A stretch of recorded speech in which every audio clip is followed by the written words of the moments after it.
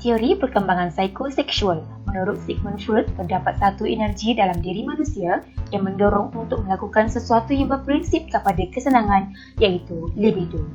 Freud mendakwa manusia melalui 5 tahap perkembangan, iaitu oral, anal, falik, latensi dan genital.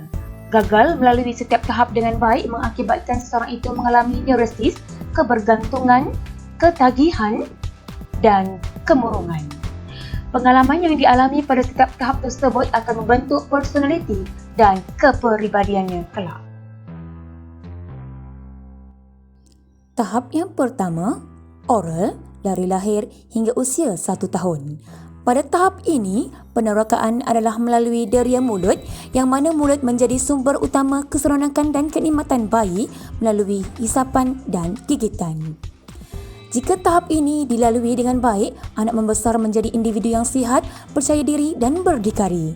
Sebaliknya, jika tahap ini tidak dilalui dengan baik, anak cenderung bersifat sarkastik dan berbicara kasar serta mengalami masalah lekatan mulut yang mengakibatkan tabiat merokok, mengunyah gula-gula getah setiap masa dan menggigit kuku. Tahap yang kedua, anal terjadi pada usia 2 hingga 3 tahun. Pada tahap ini, kepuasan diperolehi melalui bahagian dubur. Anak akan merasa puas jika aktiviti pengeluaran daripada dubur berjalan dengan baik. Tumpuan utama libido adalah kawalan pundi kencing dan usus. Ibu bapa berperanan mengajar dan memberi latihan tandas kepada anak-anak. Jika tahap ini dilalui dengan baik, anak menjadi individu yang pembersih, produktif dan kompeten. Sebaliknya, jika tahap ini tidak dilalui dengan baik, muncul perasaan tidak suka pada dirinya sendiri, kedekut dan tidak kemas. Tahap ketiga adalah falik yang berlaku pada usia 3 hingga 5 tahun. Kepuasan dapat dicapai dari rangsangan alat kelamin. Kompleks Oedipus kanak-kanak lelaki menyebabkan mereka tertarik kepada ibu, manakala kompleks Elektra kanak-kanak perempuan menyebabkan mereka tertarik kepada bapa. Anak mula menemui perbezaan antara lelaki dan perempuan, rasa cemburu, takut pada ayah serta rapat dengan ibu bapa. Jika tahap ini dilalui dengan baik, anak akan menghormati semua jantina dan berperanan dengan baik mengikut jantinanya. Sebaliknya, jika tahap ini tidak dilalui dengan baik, anak cenderung bersifat agresif kepada jantina berlainan, mengalami kecelaruan dan rendah diri.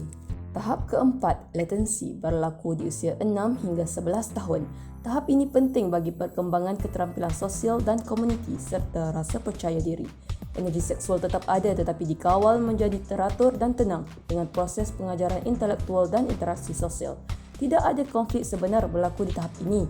Minat seksual diganti dengan minat ke sekolah, bergaul dengan rakan dan olahraga sebagai aktiviti baru. Ciri dan sifat jantina mula menguat dalam diri anak. Mereka mula belajar berkawan dengan semua jantina. Tahap terakhir adalah genital, berlaku di usia 12 tahun ke atas. Merupakan fasa pengaktifan semula libido tahap falik yang bermula saat akil balik hingga tua. Di tahap ini, seseorang mula rasa ingin bercinta, pilih pasangan hidup, berkahwin dan membentuk keluarga. Keinginan seksual pada tahap ini haruslah diseimbangkan antara id, ego dan superego. Ego yang kuat dapat seimbangkan id dan superego seterusnya membentuk kematangan fikiran. Kelemahan teori tidak membuat pemerhatian terhadap perkembangan kanak-kanak. Ramalan masa depan terlalu samar, sukar diuji secara saintifik dan hasil ujian teori tidak merangsangkan. Kekuatan teori memberi gambaran terhadap kepribadian sepanjang zaman dan membantu kita memahami tentang pembangunan manusia. Implikasi teori ini membantu kembangkan potensi kanak-kanak secara seksual dan sosial dan bantu kanak-kanak melalui kehidupan yang optimal.